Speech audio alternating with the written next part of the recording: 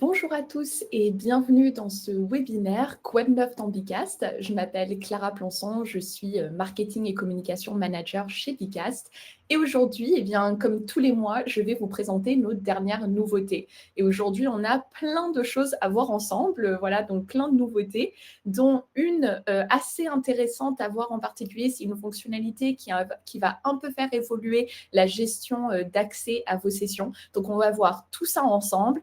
Comme toujours, je suis disponible aussi dans le chat de Livestorm. Donc, en attendant que les gens arrivent, je vois le taux de participants qui augmente.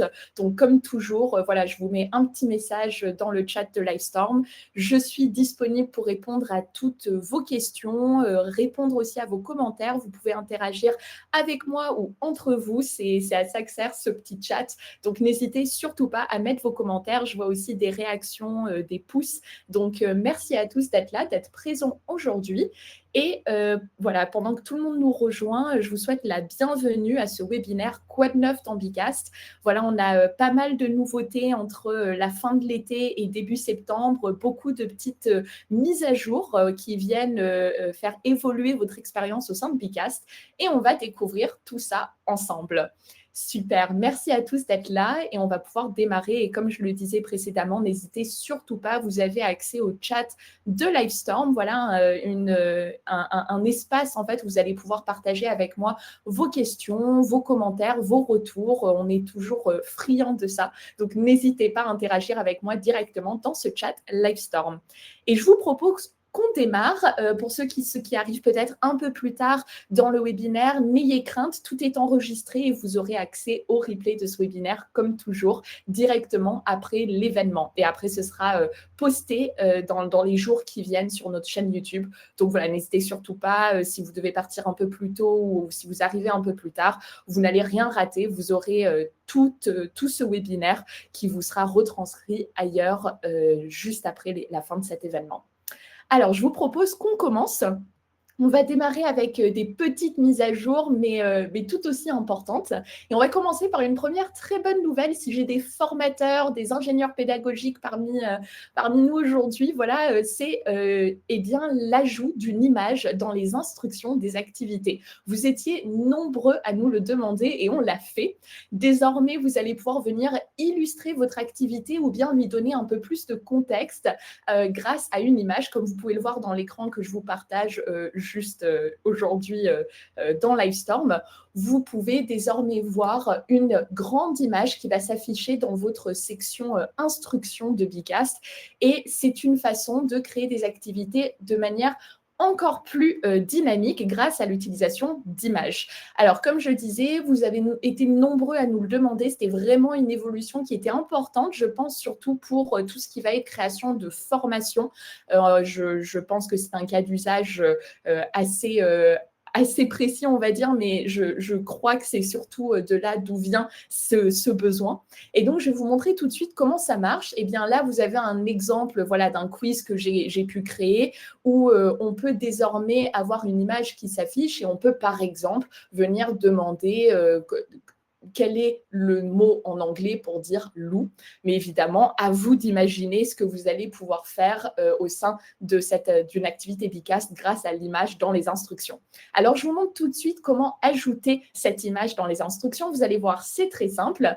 Je viens ajouter une slide en haut ici de ma session Bicast. Donc, je clique sur le grand bouton « Ajouter une slide ». Et là, je peux sélectionner n'importe quelle activité que je veux. On va créer un quiz, par exemple, aujourd'hui, mais vous avez désormais cette fonctionnalité qui est accessible depuis l'ensemble des activités Bicast. Donc, vraiment, à vous de choisir ce que vous souhaitez comme activité. Alors là, comme vous pouvez le voir, on a ce petit tag nouveau, voilà, avec une image dans l'espace consigne, instruction. Donc, je viens créer mon quiz, j'ajoute une consigne. Voilà, et désormais, j'ai ma petite rubrique images. Donc, quand je clique ici, comme vous pouvez le voir, c'est comme d'habitude dans une session Bicast, vous avez 3 façons d'ajouter une image. Soit vous l'avez directement dans votre ordinateur, donc vous allez pouvoir venir télécharger cette image depuis votre ordinateur, si vous l'avez déjà enregistré. Vous pouvez aussi mettre un lien. Si vous avez trouvé un URL d'une image en ligne, vous pouvez venir mettre le lien directement et l'image va se générer à partir du lien de l'image. Ou alors, vous pouvez venir chercher directement dans notre bibliothèque d'images. Donc, par exemple, si je mets animal, je vais avoir accès à plein de photos d'animaux. Donc, à vous de choisir, évidemment, selon ce que vous recherchez. Je pense que selon l'usage, vous allez avoir des cas plus ou moins précis. Et dans ce cas-là, peut-être que vous allez créer d'abord votre image dans Canva, par exemple, ou dans votre logiciel de création d'images. Et ensuite, vous allez venir la télécharger, l'importer directement dans votre session Bicast. Ici, je vais tout simplement aller au plus simple. Je vais cliquer sur cette première image. Voilà, j'ai mon renard qui est prêt à être enregistré et automatiquement, voilà l'image qui s'affiche. Alors, si je décide de retirer les consignes, mon image va être centrée au milieu de mon activité, ce qui rend vraiment l'activité extrêmement lisible. Mon image est en grand, elle est facile à voir et elle n'est plus du tout toute petite ou cachée un peu dans les propositions comme ça pouvait de temps en temps être le cas. Je vous montre tout de suite à quoi ça ressemble. Si j'importe n'importe quelle image en fait dans mes options, hop, avant, l'image est assez petite. Donc, je peux évidemment cliquer dessus pour la rendre plus grande, mais de temps en temps, pour les participants, ce n'était pas ce qu'il y avait de plus simple ou logique. Donc, maintenant, le problème est réglé, la solution est là. Vous pouvez tout simplement venir ajouter votre image directement dans l'espace consigne. Et évidemment, si vous venez ajouter du texte, par exemple, hop, vous allez avoir l'image qui se décale sur la gauche. Voilà, donc comme toujours, votre activité est enregistrée automatiquement désormais, donc je peux quitter mon espace de paramétrage dès que j'ai terminé de préparer l'activité, hop, en mettant par exemple des choix ici. Je sors de mon activité et tout est prêt à être lancé. Voilà, donc ça, c'était la première nouveauté. Encore une fois, merci pour vos retours parce que c'est vraiment grâce à vous que cette fonctionnalité voit le jour. Donc, comme toujours, n'hésitez pas à nous faire vos retours directement à notre équipe support, par exemple, ou quand vous parlez à votre Customer Success Manager pour ceux qui ont des comptes d'entreprise. Voilà, c'est toujours un plaisir d'entendre vos retours et évidemment, ils arrivent dans notre roadmap produit. Notre équipe produit est toujours à votre écoute. Donc voilà pour la première nouveauté. La deuxième, tout aussi sympa, c'est pour les sondages dynamiques. Alors on va voir ça. On a décidé de retravailler notre activité sondage. Alors pas de grands changements ici, mais tout simplement, on a voulu la rendre un peu plus dynamique pour vous permettre d'interpréter les résultats de manière encore plus fluide, encore plus facile et rapide. Alors je vous montre ça tout de suite. Comment ça marche? Eh bien désormais, vous avez vos choix qui, ici, sont dans l'ordre où vous avez créé l'activité. Donc, quand l'activité est créée, j'ai mon ordre de choix qui est ici. Et quand je vais démarrer l'activité, eh bien, imaginons que j'ai quelqu'un qui vient voter pour, par exemple, l'option concentrée.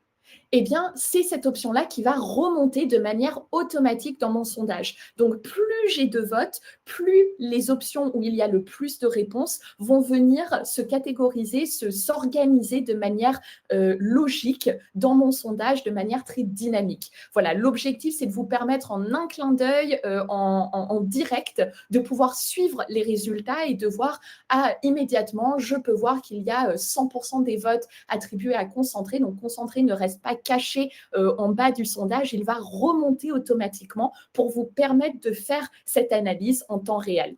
Voilà, donc vraiment une petite mise à jour de l'activité sondage. Ça, pour l'instant, c'est que disponible sur l'activité sondage, cette revue dynamique des résultats. Mais en tout cas, ça va vous permettre, quand vous lancez des sondages, de pouvoir analyser de manière encore plus simple et immédiate les résultats. J'espère que c'est clair. Avant de passer à la suite, je vois que Véronique, vous avez une question. Alors, je lis la question. Bonjour, pouvez-vous résumer en reprenant au début pour voir comment accéder à l'image? Consigne apparaît toujours. Alors, je remontre rapidement pour Véronique. Je crée mon activité en cliquant sur ajouter une slide. Donc, vous avez le bouton violet en haut à gauche dans la colonne. Je clique sur ajouter une slide. Je choisis par exemple sondage, quiz, c'est n'importe quelle activité. On va aller avec sondage. Vous avez le titre de votre activité comme toujours et là, vous avez l'option juste en dessous du titre, ajouter une consigne. Quand je clique sur ajouter une consigne, j'ai désormais l'espace texte, ça je l'ai toujours eu au sein de Bicast, mais maintenant, en plus, j'ai l'espace photo. C'est votre petit carré juste ici, votre petit rectangle d'ailleurs, juste ici. Quand je clique sur ce rectangle, je vais pouvoir venir ajouter une image. Donc, à vous de choisir comment vous souhaitez importer votre image. Ça peut être depuis votre ordinateur. Vous pouvez chercher l'image que vous souhaitez. Je ne vais pas mettre ce jeune homme juste ici. On va choisir une autre image, par exemple cette voiture. J'enregistre et automatiquement, mon image apparaît. Voilà, super Véronique. J'espère que c'était clair. Alors, je vous invite à passer à une autre mise à jour, c'est la feuille de présence. Alors, pour ceux qui sont familiers avec la feuille de présence, comme vous le savez, eh bien, c'est une fonctionnalité au sein de Bicast qui va vous permettre de venir tout simplement suivre la présence de vos participants en début de session et en fin de session. Donc, lorsque vous souhaitez lancer un appel, au sein de Bicast, ça va vous permettre ensuite de savoir qui était connecté en début de votre session et qui était toujours là à la fin de votre session. C'est vraiment comme un appel qu'on pourrait lancer dans une salle de classe, par exemple. Ça vient tout simplement enregistrer les personnes qui étaient bien présentes et qui participaient à votre session en début et à la fin de cette session. Alors, je vous montre tout de suite, pour ceux qui sont moins familiers avec cette fonctionnalité, elle est disponible à partir du moment où vous êtes connecté en mode email dans Bicast. Je reviendrai là-dessus pour être encore plus clair. Déjà, je vous montre cette fonctionnalité. Alors, quand je vais à droite, dans ma colonne de droite juste ici, où vous avez plein de fonctionnalités d'animation, je peux venir cliquer sur « Participants ».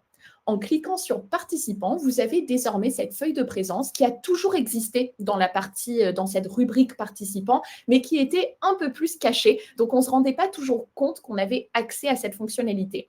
Désormais, c'est beaucoup plus visible. Vous avez le titre « Feuille de présence » et comme vous pouvez le voir, vous allez pouvoir venir vérifier la présence de vos participants en début de session et à la fin. À la fin, évidemment, ce n'est pas encore disponible. Je ne peux pas encore cliquer dessus parce que je n'ai pas encore lancé l'appel, déjà le premier appel. Donc, c'est ce que je vais faire tout de suite. Je clique sur « Vérifier la présence début ».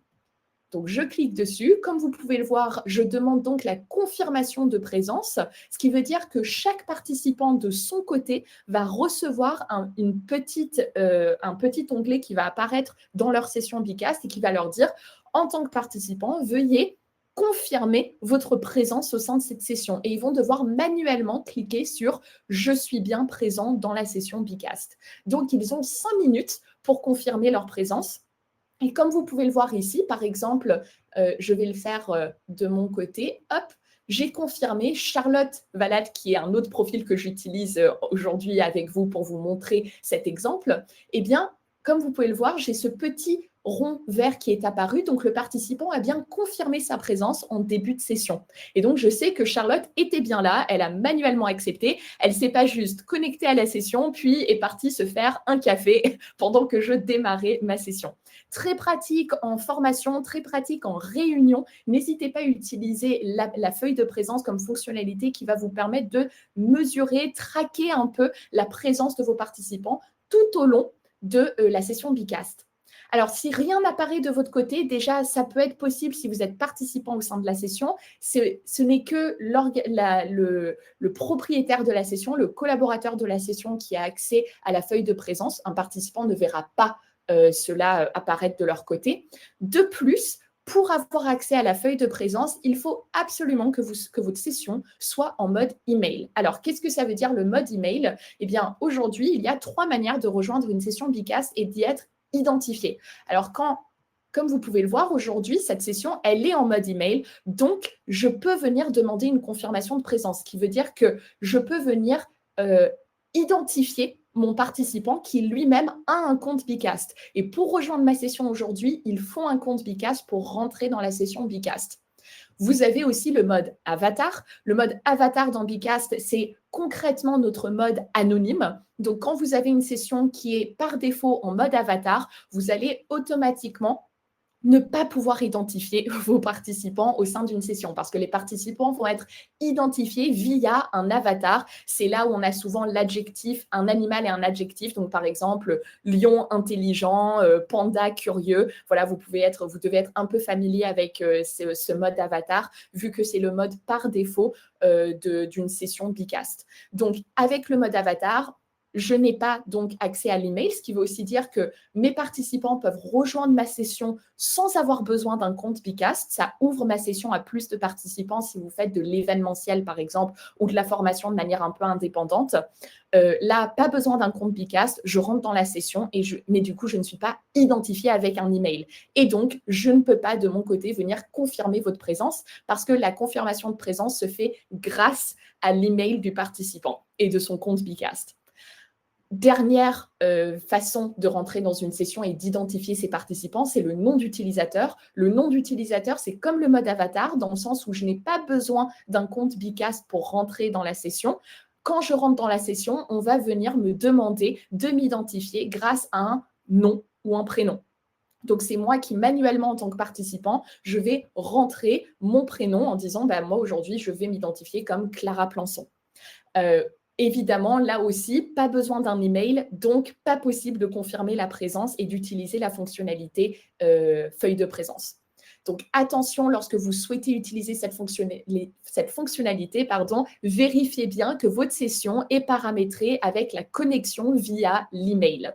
Si rien n'apparaît, je vous invite aussi, si par exemple, vous avez vraiment un problème pour afficher la feuille de présence, vous avez vérifié que vous êtes bien le propriétaire de la session, votre session est ouverte, vous avez des participants au sein de votre session et qu'elle est identifiée en mode email, paramétrée avec la connexion via email. Dans ce cas-là, n'hésitez pas à contacter notre équipe support.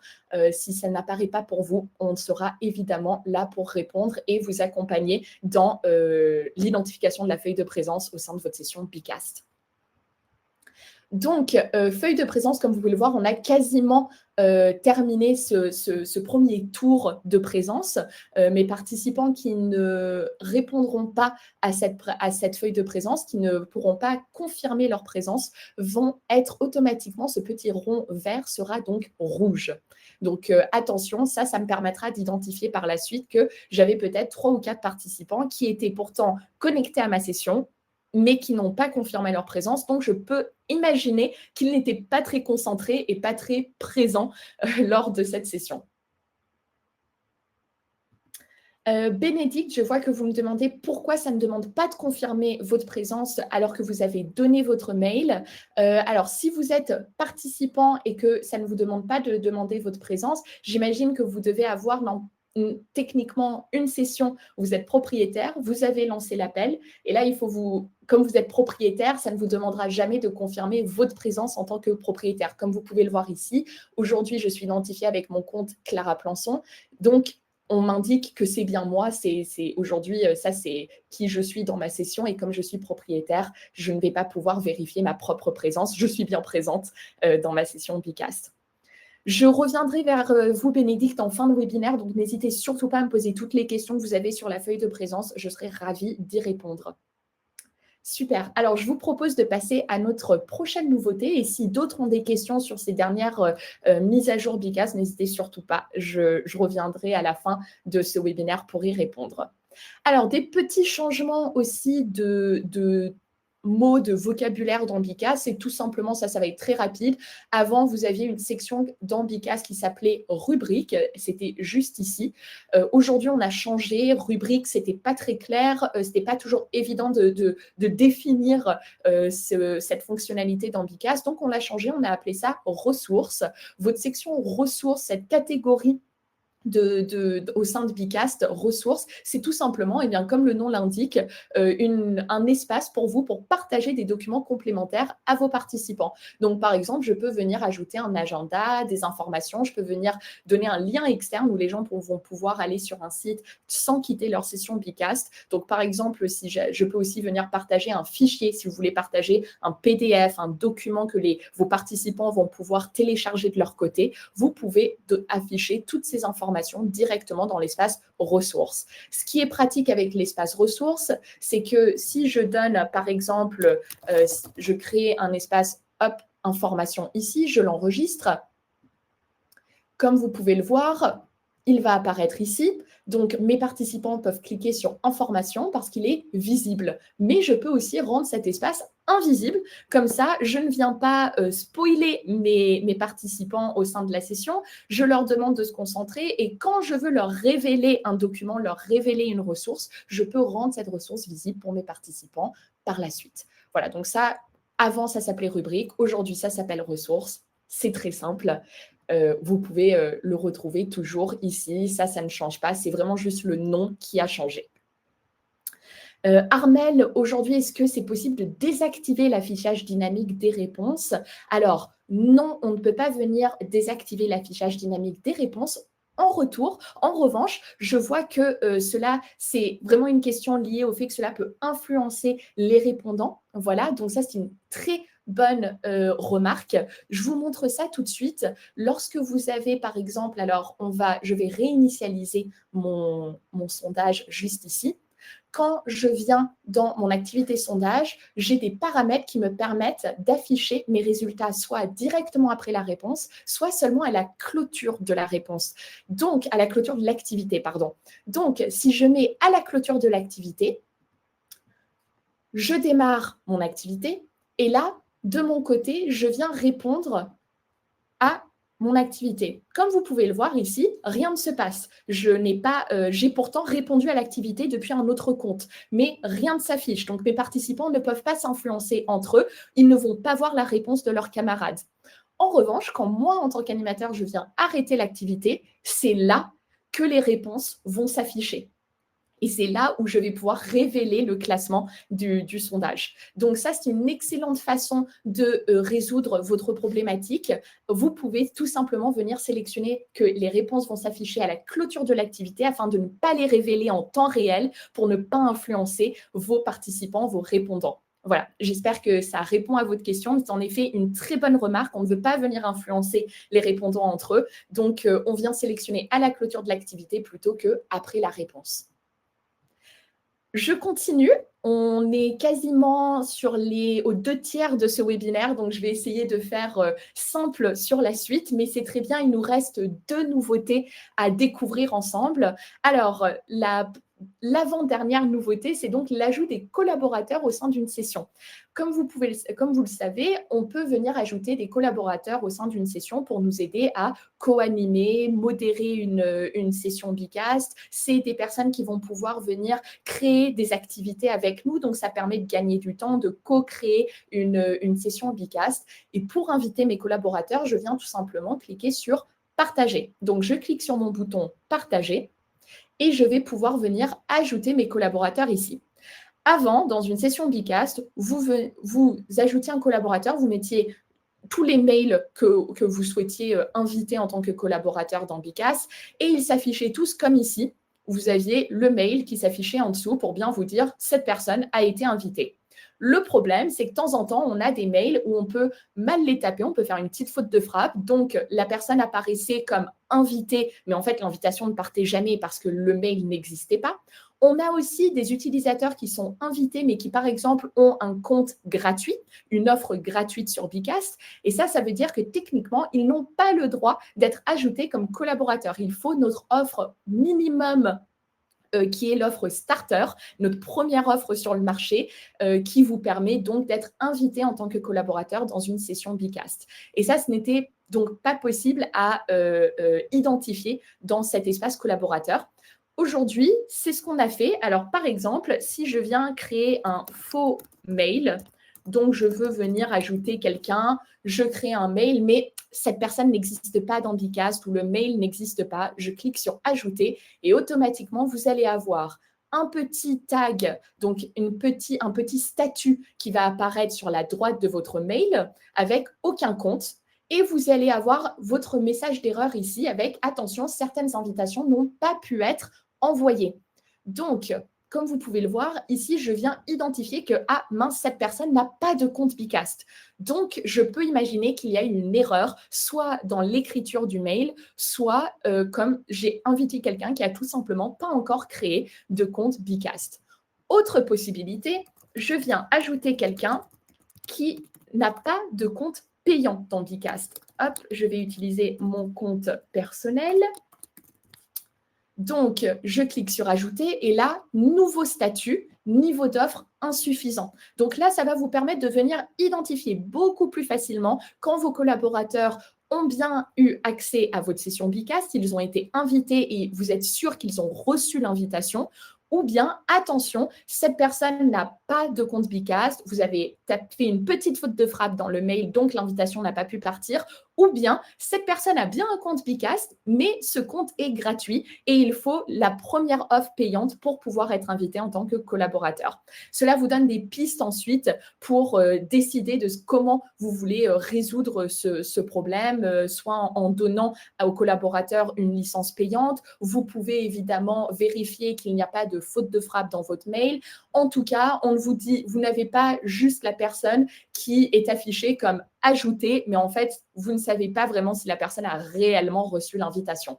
Ici, Gabriel, donc mon collègue, est bien ajouté dans ma session. Je le sais parce qu'il n'y a pas de statut d'erreur. Et en plus, comme vous pouvez le voir, son mail apparaît bien comme étant en gras ici. Et si je veux vérifier encore plus, je vais dans mes participants. Et comme vous pouvez le voir, Gabriel est bien affiché avec son email, comme quoi il est bien dans ma liste de participants au sein de ma session Bicast. Voilà. Je vais venir aussi vérifier, pendant que j'y suis, la fin de ma session. Ici, je vais venir cliquer donc sur vérifier la présence fin. Je redemande la fin de présence. Et là, comme vous pouvez le voir, ici, ma demande de présence est en cours côté Charlotte. Je vais aller du côté de Charlotte. Je vais signaler que je suis bien là. Et hop, je sais que la présence de Charlotte a été confirmée à la fin de session. Voilà.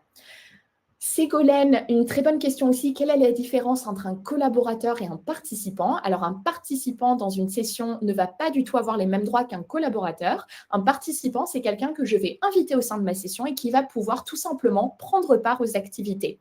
Un participant va pouvoir participer aux activités une fois que moi, animateur de la session, collaborateur, propriétaire de la session, j'ai décidé de lancer la session.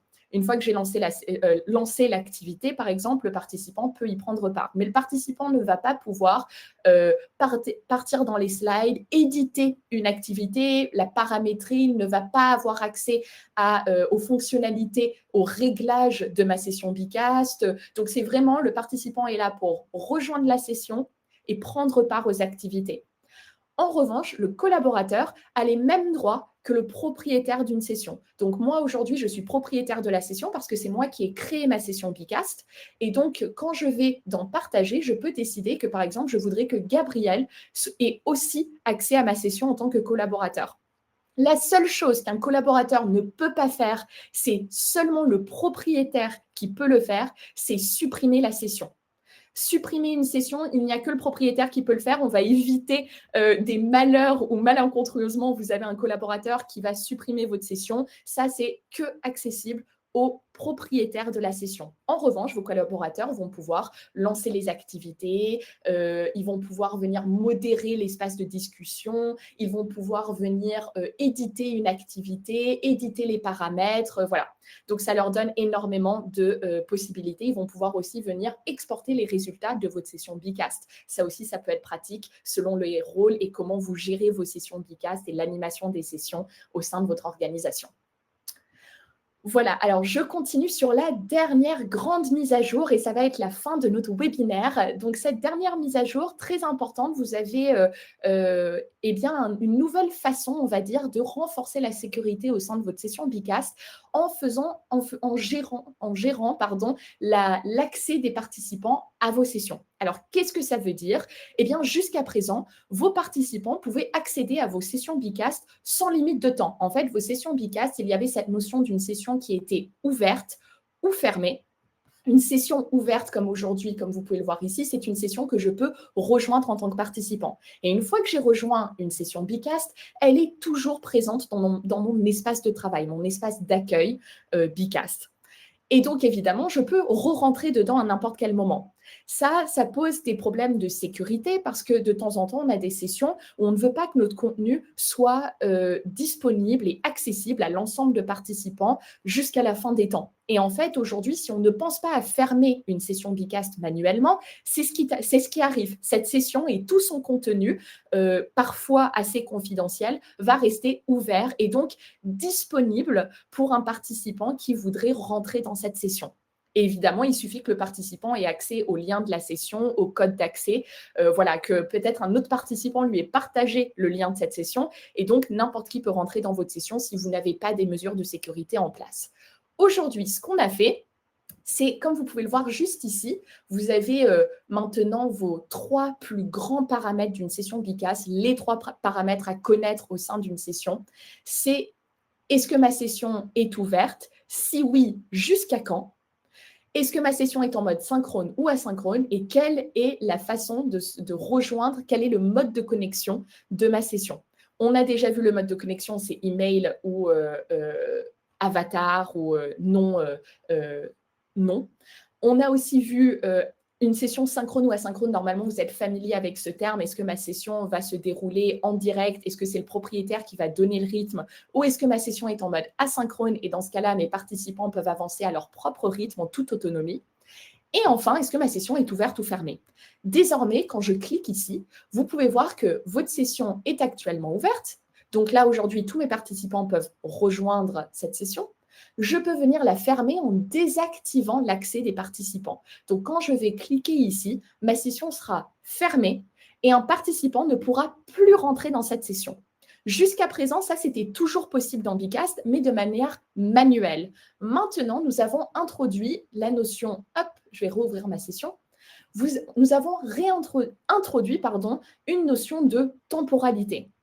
Désormais, l'accès des participants sera désactivé automatiquement après 20 jours dans une session Bicast. Donc, ça veut dire que votre session Bicast, au moment où vous allez la créer pour la première fois, cette session va être ouverte pendant 20 jours. Et au bout de 20 jours, peu importe, mais vous n'avez rien à faire, elle va venir se fermer automatiquement. Ce qui veut dire que l'accès des participants va être automatiquement désactivé.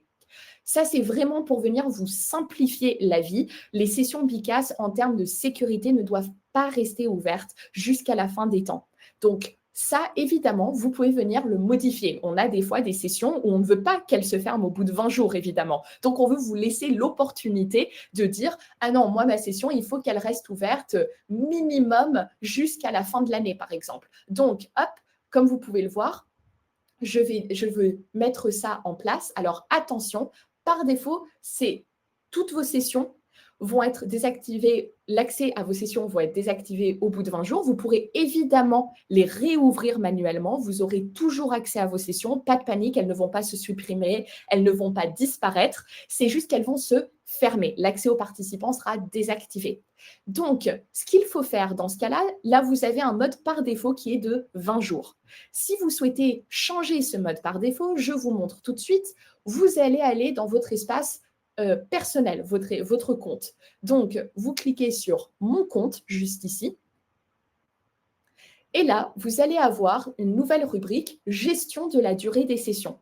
C'est là où vous allez pouvoir manuellement décider combien de jours est-ce que vos participants peuvent avoir accès à vos sessions avant qu'elles se ferment automatiquement. Donc, à vous de décider, vous pouvez évidemment venir décider que cela doit se faire sur 30 jours, 60 jours, 100 jours. À vous de voir, vous pouvez vraiment décider manuellement Et après, par défaut, toute session, par exemple ici, j'ai dit 50 jours, eh bien maintenant que j'ai décidé de la durée de mes sessions ici dans la gestion de durée au sein de mes paramètres, au sein de mon compte, eh bien ça veut dire que par défaut, maintenant, toutes mes sessions vont être actives pendant 50 jours et au bout du 50e jour, elles vont automatiquement désactiver l'accès aux participants.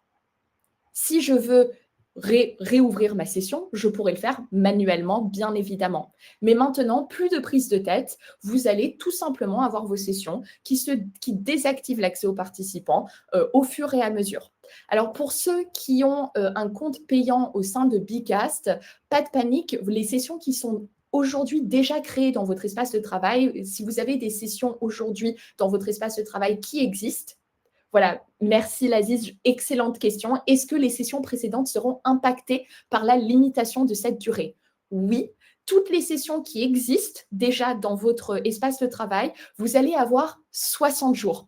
Donc, pas de panique, on n'a pas mis cette notion de 20 jours sur les sessions existantes. C'est seulement sur les nouvelles sessions que ça va être 20 jours. Donc, sur vos sessions actuelles, vous pouvez aller voir. Normalement, vous allez avoir une fenêtre beaucoup plus large de 60 jours. Ça vous laisse environ, on va dire, 2 mois pour venir ouvrir ou décider de la temporalité, de la gestion de la durée de ces sessions.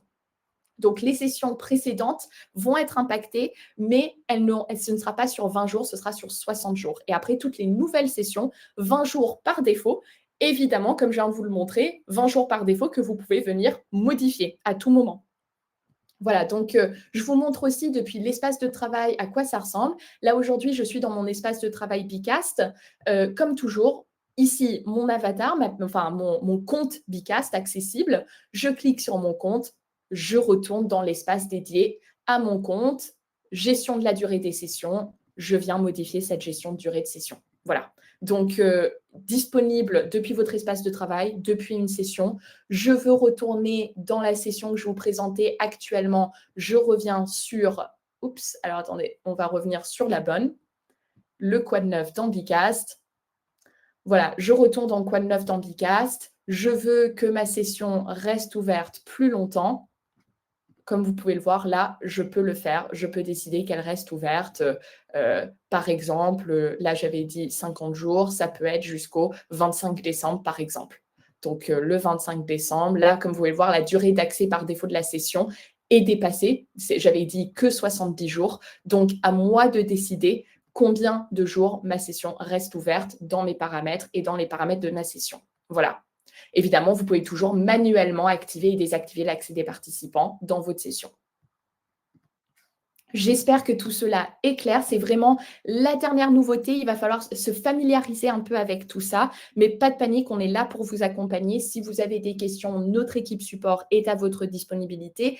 Évidemment, si une session est fermée dans les 2 prochains mois et que vous souhaitez la réouvrir, rien de plus simple. Vous allez aller dans votre espace de travail, cliquer sur la session qui doit être ouverte ou fermée et vous pourrez évidemment, vous voyez ici, je peux fermer ma session. Et si par hasard cette session est fermée et que je veux redonner accès à mes participants, je trouve ma session et je la réouvre manuellement. Et là, je sais à tout moment combien de temps ma session reste accessible à mes participants. Ici, c'était ouvert jusqu'au 1er décembre, il me semble. Oui, c'est ça. Super.